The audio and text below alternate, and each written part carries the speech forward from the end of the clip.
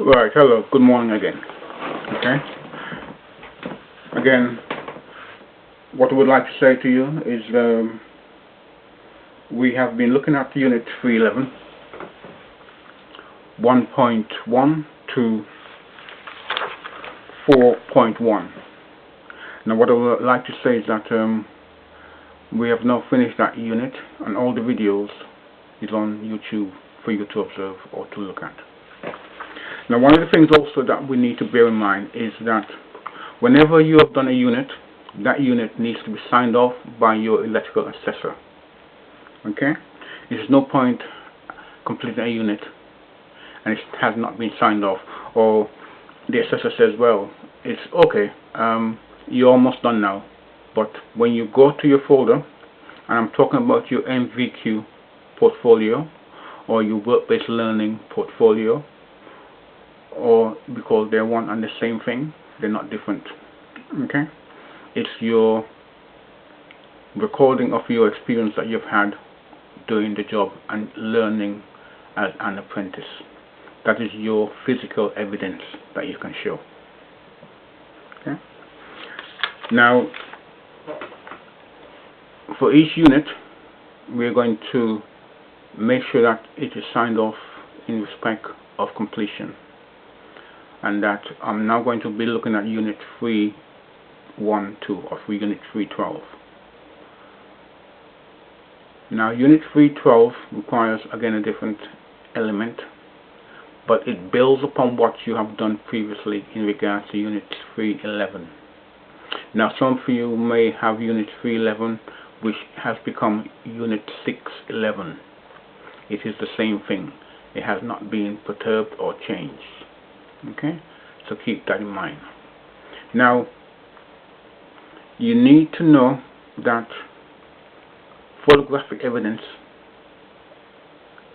by itself does not stand. It has to have some form of description with it, saying where you're working, what you were doing in the photograph.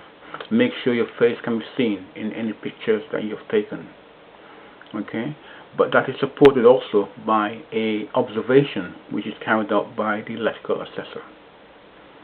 Okay, and that begins to build up your story and gives your training and education a lot more foundation.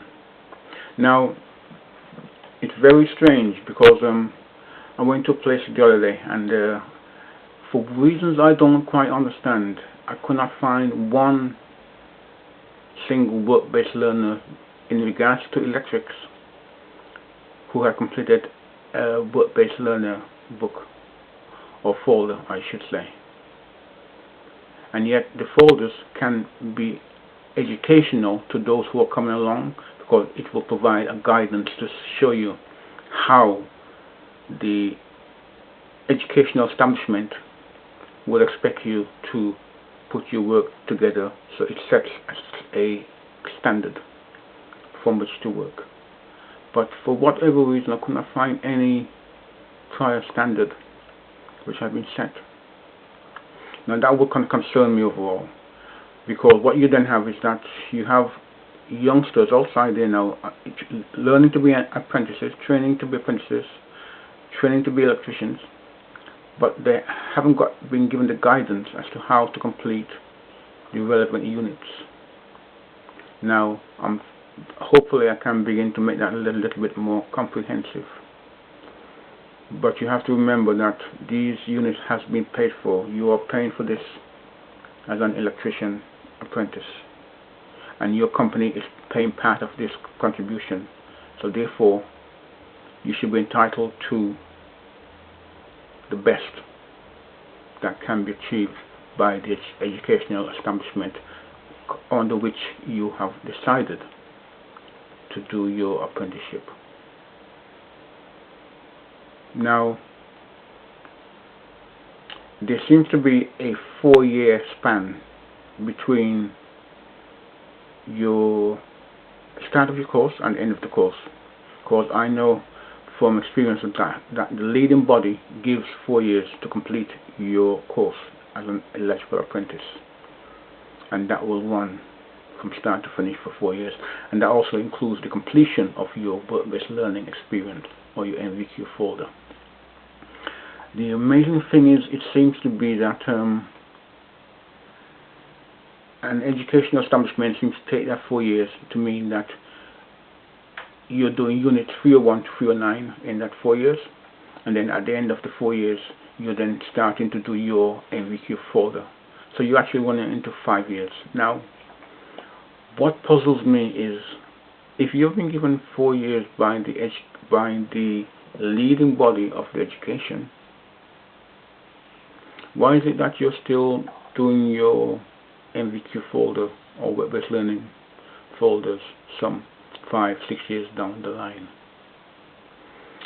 I would have thought that would be costing the educational establishment more money than it would like to. So therefore, wouldn't that be a tendency to cut corners?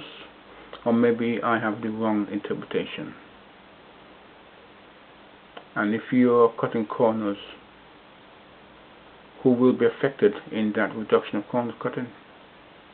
My opinion would be the students, and I do not believe that is appropriate for electricians.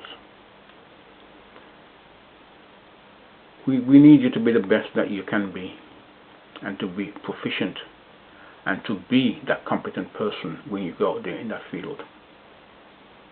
And we can only do that by getting the best deliverance and delivery to our young people, by making sure that the recorded evidence stands up now or later.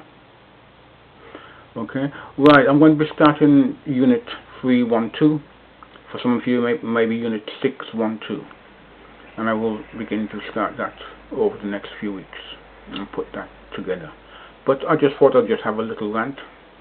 Do forgive me for my ranting, but I believe strongly that it is in our interest that where young people are feeling that they're not getting any assistance in help with completing their work-based learning, that they should have the right to complain. Now, also don't forget that if you're doing an apprenticeship, you will have what's called a lead body, so you can lodge a complaint with that lead body if you're unhappy, and you can show that lead body what you have done or what you haven't done in regards to that. Now, remember, the lead body would be the entity that oversees the course that you would be doing in regards to that electrical training that you may be undertaking as an apprentice. Okay? And if you have any doubt what the lead body is, ask your company or ask the college that you go to, and they'll make that clear to you. Okay? Again, thank you.